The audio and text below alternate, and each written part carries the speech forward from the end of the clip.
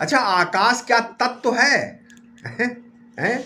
आकाश को तत्व कहने पर कुछ दार्शनिक चिढ़ जाते हैं। आज के वैज्ञानिक लोग आकाश को तत्व मानते ही नहीं, और विभिन्न दार्शनिकों के अलग अलग आकाश की परिभाषाएं भी दी गई हैं। कोई आकाश को शब्द गुणक मानते हैं, और कोई अवकाशात्मक। मन बुद्धि द्वारा सारा ज्ञान पौरुषेय होता है। मन उसी को जान सकता है जिसे इंद्रियां जान पाती हैं। ठीक है, जिसे इंद्रियां नहीं जान पाती उसे मन भी नहीं जान पाता।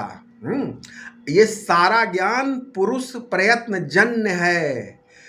सारा ज्ञान पुरुष प्रयत्न जन्य ज्ञान है। हमारी 5 इंद्रियां हैं, अतः हमारे ज्ञान के प्रकार भी 5 हैं। शब्द, स्पर्श, रूप, रस और गंध।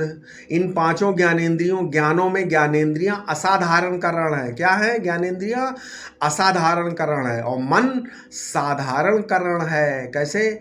देखो, संसार में जितना भी ज्ञान है वो सब चैतन्य की प्रधानता से होता है, जड़ की प्रधानता से नहीं होता है। ठीक है, तो वो कौन है जो नेत्र में रहकर रूप का भेद सिद्ध करता है?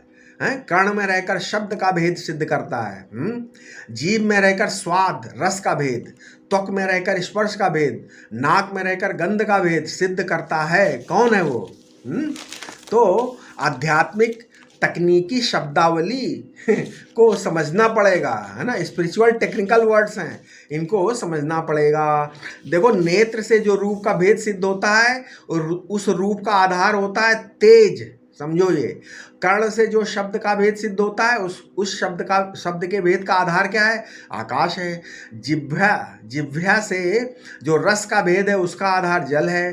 त्वक से जो स्पर्श का भेद है उसका आधार वायु है। और नाक से जो गंध का भेद सिद्ध होता है उसका आधार पृथ्वी है। ये पृथ्वी, जल, वायु, आकाश, तेज आदि अध्यात्म विज्ञान के तकनीकी शब्द हैं, टेक्निकल वर्ड्स हैं।